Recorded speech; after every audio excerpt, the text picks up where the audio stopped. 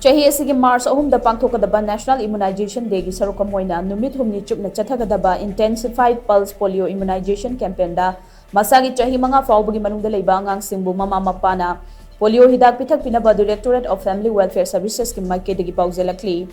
Ngasi Directorate of Family Welfare Services amasung State Health Society NHM Manipur na punna kusamnaduna Directorate of Family Welfare Services ki office da pangthokiba media sensitization gi thoramda Family Welfare Services ke Additional Director Dr. Jambo Golmain hai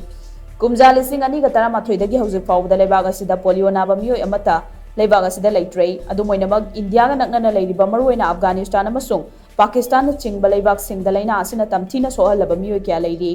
maramaduna India na su tangai fadana section thorang lokhataba yade kumja lising ani tara mari da leibaga sidagi polio leina maru fangna muthat khre haibagi sakang se phanglabasu makhata na leina asi leibaga sida puselakpa ngamdana ba ngasi fauba intensified immunization tawbugi thorom asi makha chathaduna lakpani hainasu mahangna makhata na phongdukhi thorom adu da sarugya ki bus state immunization officer Dr. KSS Memchan hai March ahum dagi manga fauba chathagadaba campaign asi makhada puna beneficiary lakh ahumga lising yang khai humdoi asi amata chithadana konsinba ngamna ba thorang paikhalle campaign asi ga han banumit March ahum da budde pangthokani masida district tara taruk ki apunba bud lising ahum ga chamanga ga humpumari hangdoktuna Supervisor Directorate katara ni thoina mathok tawduna chahi manga gi makhada leiba ngang singda polio gi hidak pithakani March mari amasung manga da yumthong khudingmak campaign chatuna chithanamdha hoba ngang singda hidak pithakpagi thaba asi chathagani chahi asigi oina di irang asina maram oraga lanjenarak singna leiriba relief camp singda pulse polio immunization gi camp hangdokani miyamna sulebak asida makhata na leina ase amuk hana changlaktana bahona bada thaudang yamina se haina sumahangna makhata na phongdokhi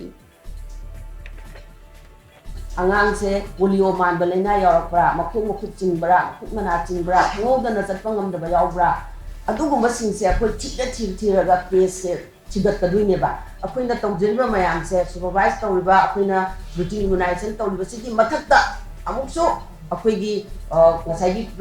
prevention da adugi tawna 100% prevent tawbangam dabagi damaktane ba akoina sumaina national immunization day gaina tawjariba se aduna polio gi matangda polio haji akoi polio national immunization day tare sida su bitak bi gane ba akoi na ngarang han thakre ma tharo haba leite without magi kaino do routine immunization gi ma pithak targa mari su lai leina de aduna 0 to 5 fa mani ga leiba he angang kudima ngarang dang thakra su sigi se amuk numit sida mu pithak pi ga daba